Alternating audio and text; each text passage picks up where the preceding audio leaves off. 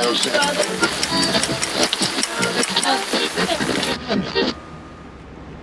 have been promising you guys a video about the events that inspired Wes Craven's A Nightmare on Elm Street. There were true events of sleep-related deaths that were creepy enough to be documented and creepy enough for scientists to be like, hey, there's something there. Now, I was going to dress up. I had my Freddy Krueger outfit ready, but I fell into a rabbit hole. And I felt like to address the real story behind A Nightmare on Elm Street, I'm going to have to be really serious and address some topics that might not be comfortable, because there's a lot that history did not teach us and that we had to learn on our own. Now, the people that died in their sleep for no apparent reason, they were all refugees of the Cambodian killing fields. And if you don't know what the Cambodian killing fields are, buckle your seatbelt, because it's about to get bumpy and depressing. And I am not a historian. I was not a history major. I'm just trying to put together the facts that I found. And if there is a history major out there, feel free to chime in, because we need to know about this stuff more. We really do. We really do. History will repeat itself if we choose to remain ignorant. So let's go way back. Way back. Vietnam War back. Okay? Whew. Now, again, I'm not an expert, but we're going to go through this together. So the Vietnam War was a conflict in Vietnam, Laos, and Cambodia from around 1955 to 1975. It was almost a 20-year war. It was officially fought between North Vietnam and South Vietnam. North Vietnam was supported by China and Russia and other communist allies. South Vietnam was supported by America, South Korea, American allies, that kind of thing. It was considered a Cold War. Direct U.S. involvement ended in 1973. But our involvement began under JFK, and it just grew under several more presidents. It went from having 23,000 troops in Vietnam under JFK to 184,000 under Lyndon B. Johnson. 184,000. And then another president inherits the war. And boy, could we have not picked a worse president to inherit this war. Wait, no, we could have. We could have, but this was a bad choice too. Nixon came right on in there and swooped up and joined the party. Yeah. Good old Nixon, who I bet a lot of you did not know. His first article of impeachment was on war crimes. War crimes for the crap he did in Cambodia. Can you believe that? I had to look it up. I was like, you've got to be kidding me. You have got to be kidding me. All I've ever heard about is Watergate. He was pulled up for war crimes? God. Jesus Christ on a cracker. Now look, everybody has their view on Vietnam. I am not here to discuss whether you think Jane Fonda was in the right or the wrong. I am not here to discuss your views on Vietnam. I'm just throwing out the facts. Some people saw it as America trying to help South Vietnam fight against communism. Some people thought America shouldn't have gotten involved at all because it was a civil matter. And some people thought the U.S. involvement, they thought it was kind of shady. They thought that we were getting something out of it, which we might have been. Some people thought that the U.S. was involved to crush a counter-revolution. Whatever you feel, don't at me. I'm laying it out there for you. How I feel about it is irrelevant to this conversation. But like I said, we are not here to argue about Jane Fonda or whether Vietnam was right or wrong. We're here to just discuss some facts, okay? But here's the gist of it, okay? North Vietnam was attacking the independent South Vietnam, trying to gain total conquest over them and force communism. Now, the U.S. government got involved because if North Vietnam was able to successfully force communism on South Vietnam, this could create a domino effect, and more smaller countries could fall into communism. And this was not good news. This was not good news. No, it was not. And the U.S. was also in a Cold War with Russia, and you know how competitive the U.S. and Russia are. I swear to God, it's like having two toddlers trying to get your attention at the same damn time. It's obnoxious. But anyway, Russia was backing North Vietnam. And, well, I guess it was the Soviet Union then, but they were backing North Vietnam.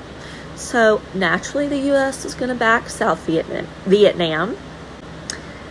And in hindsight, the policymakers from the 60s have admitting that getting involved in this war was a bad idea and that it was a mistake in the part of the U.S. But I mean, hindsight's 2020, you know. Can't really fix it now. Do you remember when the legendary rock icon Ozzy Osbourne sang, "Heirs of a Cold War, that's what we've become. Inherited troubles, I'm mentally numb." Yeah, Crazy Train, rock icon Ozzy Osbourne. That's what that was about. So again, this war was passed down from president to president to president. JFK, Lyndon B. Johnson, and Nixon. And Nixon was running out of reasons to keep the U.S. in this war. He was running out of reasons to be involved. And it came down to the question of, are we helping or are we hurting South Vietnam? Guess what? We sure as fuck weren't helping. And I am not saying that to be disrespectful, even though I do cuss. I cannot help that I have a potty mouth. But we were not helping them. Look at me. We were not helping them. This was a civil war that would have probably never gotten so out of hand had the U.S. not forced involvement. This is not an attack on our soldiers. It's not. As a soldier, you have a job to do. You are sent somewhere to do a job, and you do it. You don't have a choice. One of my uncles was in Vietnam. He was traumatized. He still won't talk about it to this day. I have all the love in the world for veterans. I come from a family of veterans. But the fact is, we did not belong in Vietnam. Now, in America, there was a war going on as well over those who supported the war in Vietnam and those who were against it. Now, many Americans opposed it on moral grounds. They thought that this was way too much violence and devastation. Others claimed that conflict was a war against Vietnamese independence or an intervention to stop a civil war. Others opposed it because they felt like it lacked clear objectives and appeared to be unwinnable. And the problem here is that when our Vietnam soldiers came home, they were treated poorly. They were treated poorly. It was not their fault that they had to fight in this war. This was them serving their country under what they thought was right, under what their leaders told them was right. So our soldiers come home, and not only have they been traumatized by what they've seen, what they've been through, who they've lost, the absolute shock of guerrilla warfare, they're treated like trash by their country. I don't care how you feel about a war. You treat people who fought with respect when they return home, because they were fighting for you, or at least under the impression they were fighting for you. You do not mistreat veterans. If you didn't have the balls to go out there and do it, or you didn't sign up, or you were lucky enough not to get drafted, thank God. Look up and thank God, because these people never healed. The PTSD that came from the Vietnam War, can you even imagine? Anyway, the U.S. withdraws its troops from Vietnam. But this does not end the war, it just takes the US out of the war. Then we get the Vietnamese-Cambodian War. During this war, South Vietnam and Cambodia made an alliance in order to fight off any kind of US-backed government. They wanted communism, that was their end goal. And they happened to run up on a little short, seedy, cocky little jerk named Pol Pot. Pol Pot had been training for this for life. Pol Pot was sent to live with the king of Cambodia, who was king only in name because it was a monarchy, and Cambodia was also under French government rule. Pol Pot wanted Cambodia to be communist. And he figured, why don't I just team up with Vietnam? And we can be communists together and spread our communist reign everywhere.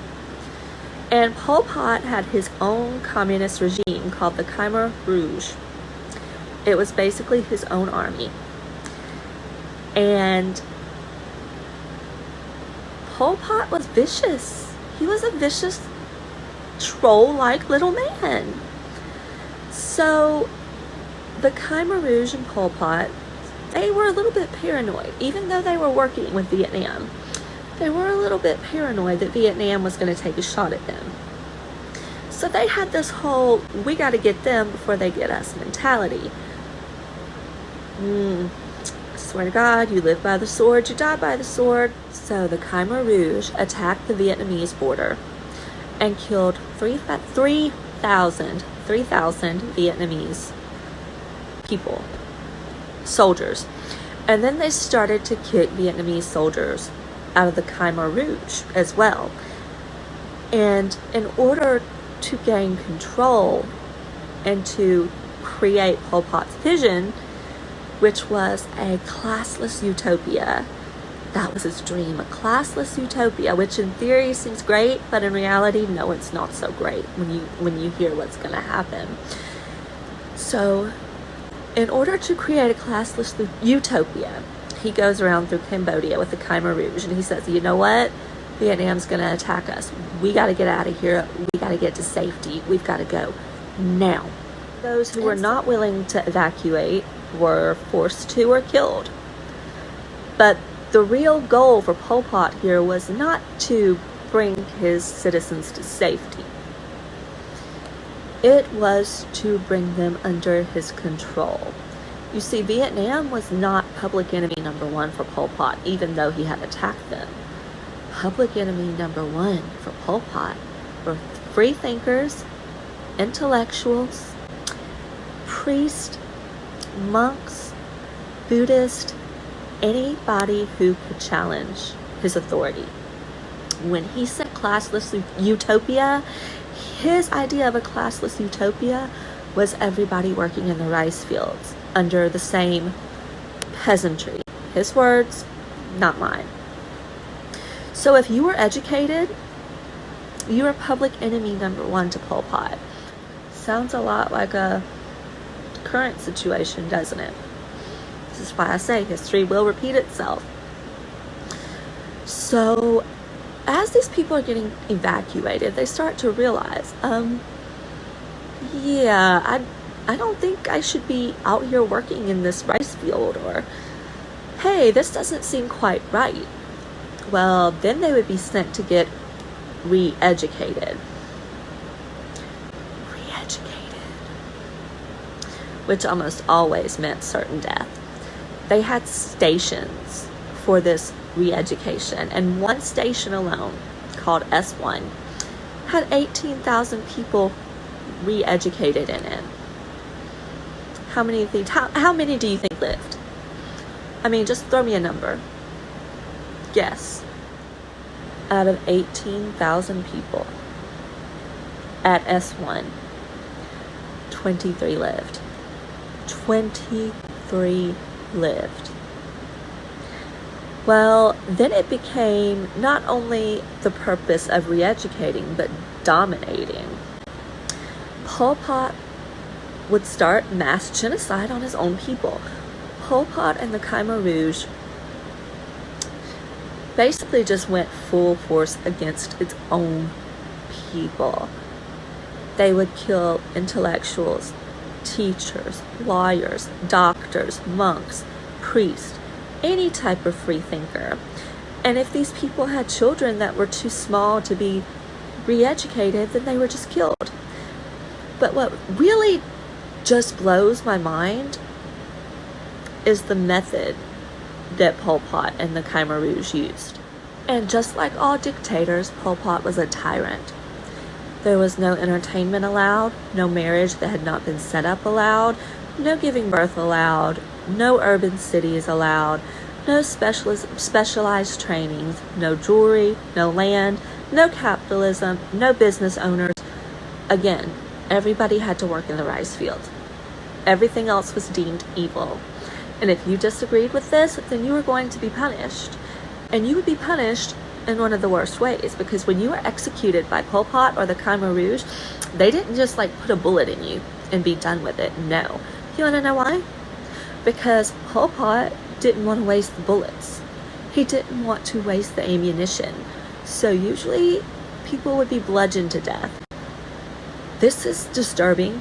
As someone who is a social worker, there was a tree that they would specifically use to beat small children against to kill them. Can you imagine? I would rather myself be beat up against the tree than witness a small child beat up against the tree. Nobody was safe from this man. And before his rule of terror ended, he had killed anywhere between 2 million to 3 million people of his own population. Cambodia, the killing fields, was basically just mass graves. These people were thrown into mass graves. And Pol Pot made it clear that he was following in the steps of one of his idols. Dictators with idols. Who do you think his idol was? Go on, I'll wait. You guessed Hitler, didn't you? It wasn't Hitler, but close enough. Stalin. His idol was Stalin. Dictators, man, I'm telling you. Same bullshit, different countries. He killed 25% of his own country. Holy cow! Now, Pol Pot was finally bucked up against by Vietnam. They finally retaliated for his attack on their borders, and they ended up running Pol Pot back into the jungle, into hiding, so to speak. So Pol Pot and the Khmer Rouge, they wimped out that easily and sort of just disappeared for another 20 years. Wow. Wow. Now that was in 1979. It was not until 1997 that the Clinton administration was like, we gotta find Pol Pot. This jackass has gotta face war crimes. Well, I mean, nobody wanted to give Pol Pot up, of course, but eventually he was found living with a few of his Khmer Rouge followers that still thought he hung the moon and stars, but he was in ill health, so he was put on house arrest in Thailand. Meanwhile, the UN was trying to pull up their case and get ready to charge Pol Pot and the Khmer Rouge with war crimes. Now, in 1998, on April 15th, it was announced that Pol Pot and the remaining Khmer Rouge would be charged. They decided that he had to pay for what he had done. That was April 15th, 1998. Pol Pot died that night. That same night. People are saying that he died from a heart attack in his sleep. But his body was like, the burial rites and everything were done before the government even got a good chance to look at him. The Khmer Rouge kind of, rushed along his burial and everything. So there's the rumor of him committing suicide, taking the coward's way out. Psychologically speaking, it doesn't seem like it's something he wouldn't do. Most dictators do that, in fact. Now, if you visit Cambodia now, you're visiting mass graves. You're visiting the killing fields. You're visiting memorials. There are places you can go and pay your respects. There are still remains. There are still bones. There are still clothes. You can see the trees that the children and smaller adults were beaten against. It's a popular place for dark tourism, and as dark as my soul is, and as much as I love scary things or terrible things, I really urge you not to go with just the thought of seeing where something calamitous happened. If you insist on going, go to pay your respects to the 2 to 3 million people who lost their lives there. It's not something light. It's not to be taken as if it didn't matter.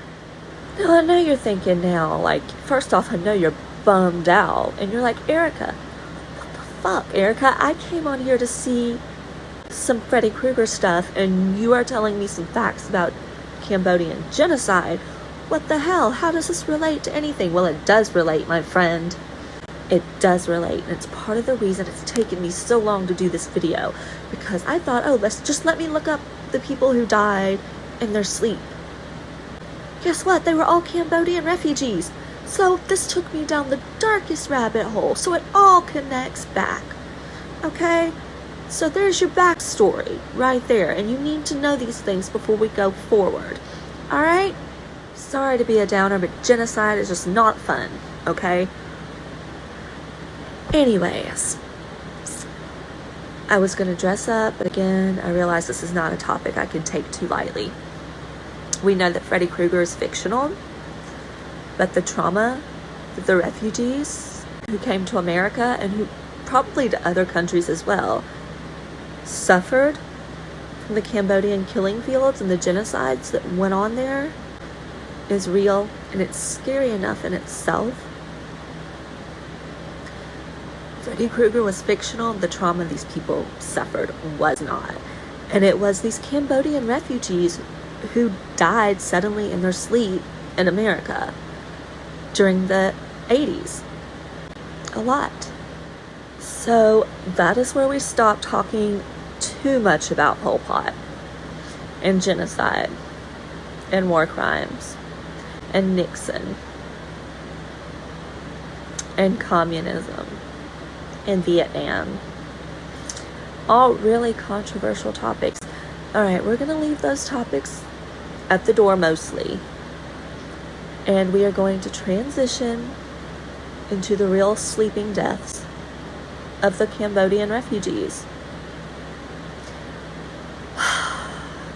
This is going to take another 30 minutes at least.